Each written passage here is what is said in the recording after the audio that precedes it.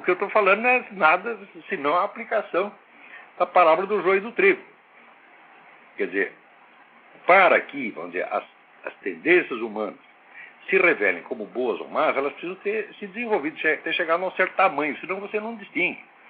E é evidente que eu não estou falando de escolhas óbvias. Por exemplo, devo matar a minha mãezinha ou não? Não é disso que eu estou falando, ô professor. Pô, vê se acorda, porra. Né?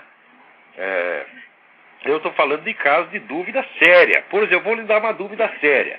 Se sai aí o Papa, o chefe da igreja de Nosso Senhor Jesus Cristo, pedindo perdão por pecados que a igreja não cometeu, eu devo acompanhar o Papa nessa palhaçada ou não? Eu sei que vocês da permanência não acompanham, nada disso.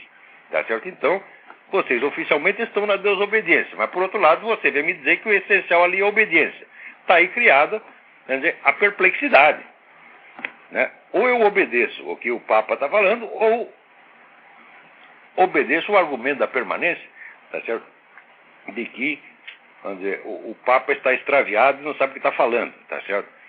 Então, quer dizer, é curioso, vamos dizer, que justamente um grupo minoritário que se opõe à tendência dominante da igreja, ser o primeiro a dizer que a gente tem que obedecer a igreja. É uma situação paradoxal. Agora, o paradoxo, professor, o paradoxo não é uma coisa que aparece na nossa cabeça porque nós gostemos dele.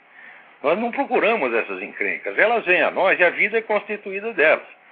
O paradoxo é uma coisa, o paradoxo, a perplexidade é uma coisa tão central na vida humana, que no momento culminante, tá certo, da história do cristianismo, que é o sacrifício de Nosso Senhor Jesus Cristo, ele diz: Pai, por que me abandonaste? Ele estava em plena perplexidade.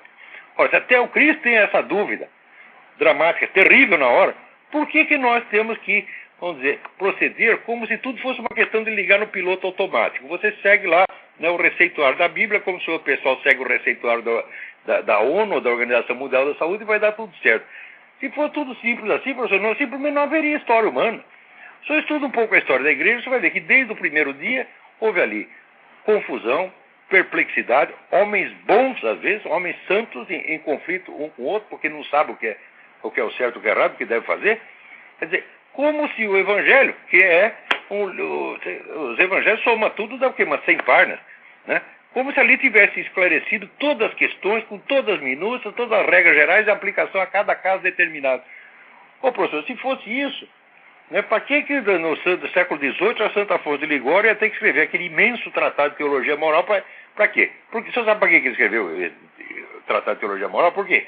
Ele era confessor dos padres confessores. Então, cada padre confessor que ele confessava, né, ele via que o padre tinha um critério completamente diferente e que estava enlouquecendo os fiéis. Então ele falou: vou botar um pouco de ordem nesse negócio.